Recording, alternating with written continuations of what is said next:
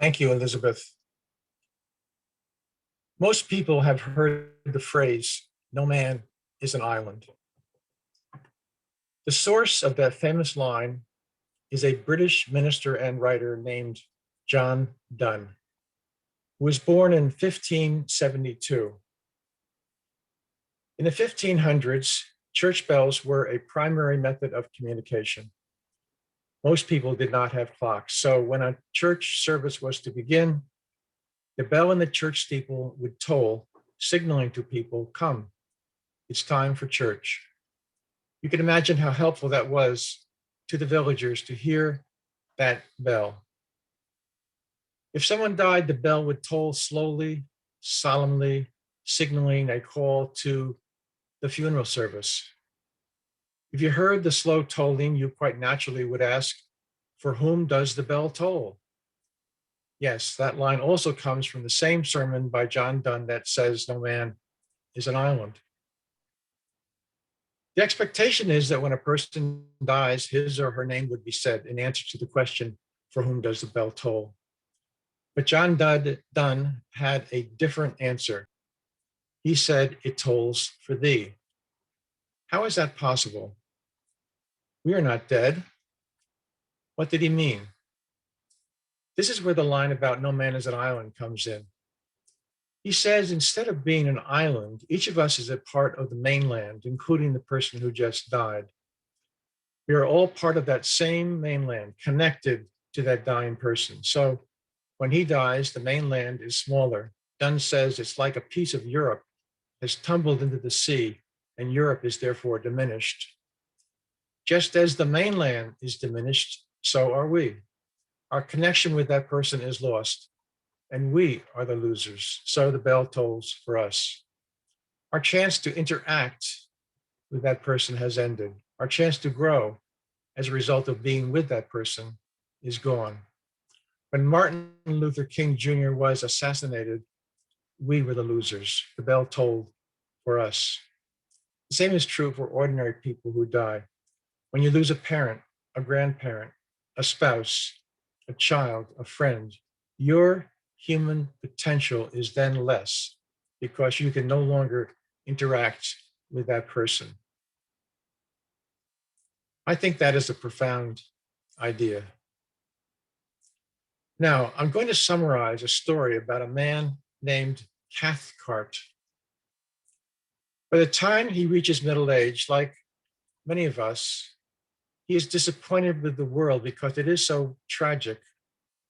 Wars that never end, disease, political corruption, poverty, racial hatred. He wants to escape to an island which he can make into a world of his own, a kind of private Garden of Eden. But the author of the story writes, quote, "Anyone who wants the world to be perfect must be careful not to have real likes and dislikes. A general goodwill is all you can afford." Cathcart has a great deal of money, so he acquires an island 4 miles around with a large main house, a smaller farmhouse, and 3 pretty white cottages. It has a smaller island lying off it, which also belongs to him. He loves his island. He tries to fill it with his own gracious spirit and make it a small world of pure perfection. He begins, as most of us do, by spending money. He hires a housekeeper from the mainland and installs a farmer in the farmhouse. He acquires a herd of cows, some pigs, and a yacht. He fills the pretty white cottages with tenants, all of whom display deference to the master. He starts writing a book on flowers. The master visits his tenants and is treated with great respect.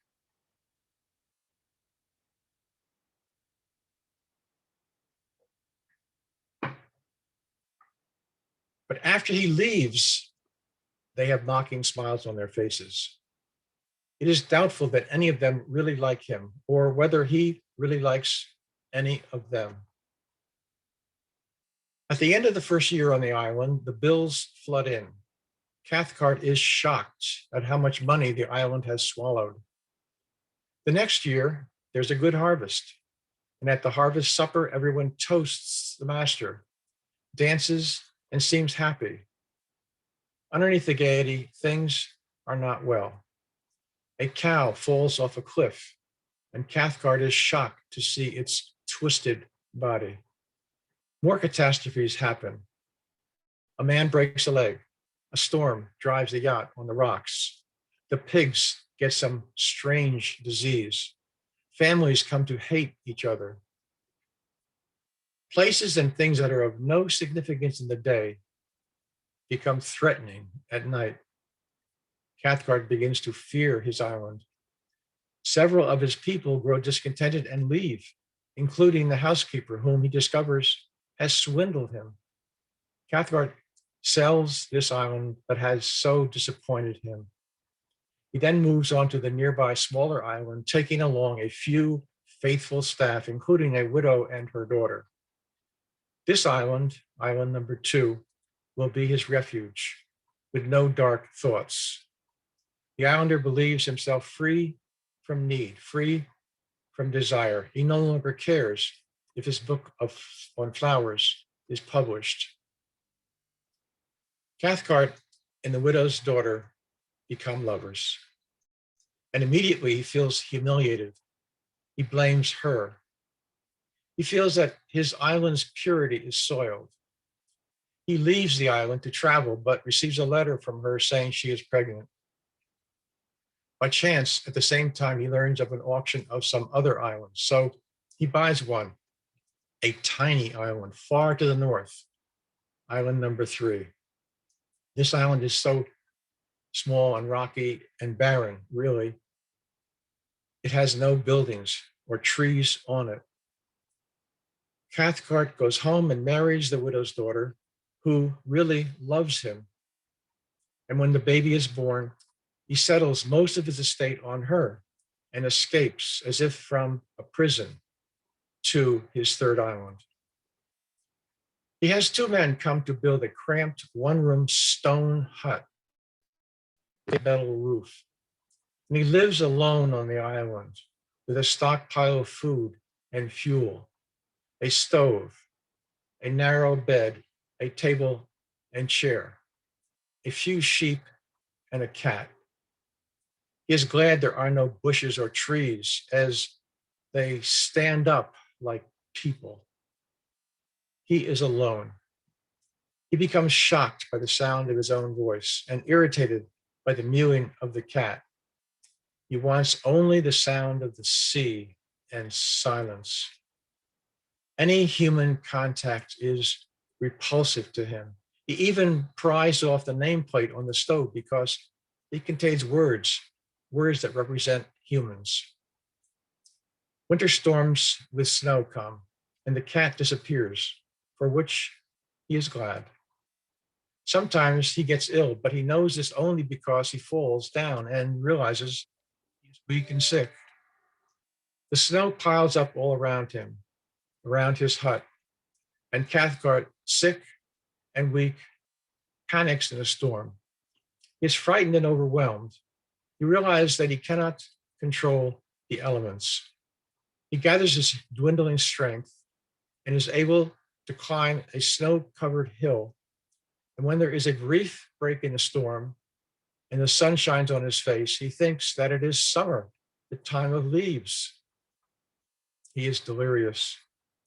He then senses the return of the storm and the snow that is rolling in over the sea, over the island, over him. This is a story of a man who is in a death spiral. When the story begins, he is in midlife, intelligent, educated, healthy, has money and friends, and enjoys nature. Nevertheless, he is doomed. D.H. Lawrence, a British writer who was born in 1885, is most well known for 3 of his novels: Sons and Lovers, Women in Love, and Lady Chatterley's lover.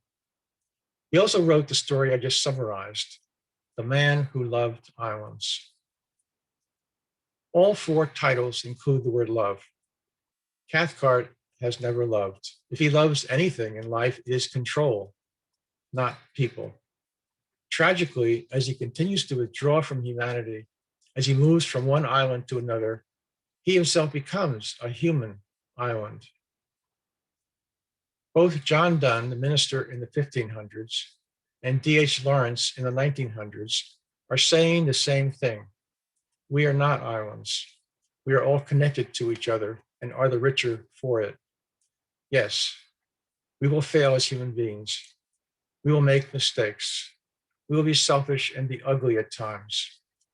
We will be continually repulsed by what takes place in the world.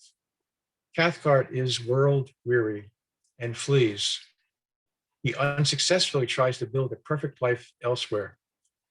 Some of us escape in a bottle, while others seek escape with pills. These two writers are saying that you have a choice, either love or be diminished as a person to the point where you perish. If you don't love, even though you have a pulse, you are as good as dead. Don't use your money to become an island. Resist the urge to withdraw from life, to head for the hills. Instead, run toward, not away from other people. Then you can grow, learn, become a better person. As messy as life can be, embrace it, love, or perish. There was a news story from Japan a number of years ago about a woman who committed suicide alone in her apartment in Tokyo. She left a suicide note addressed to, quote, her only friend, her television set. Yes, you can make your home, in this case, an apartment, into a lonely island.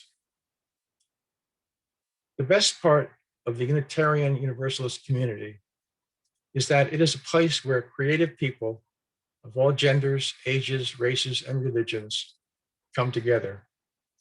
We are not separate islands here.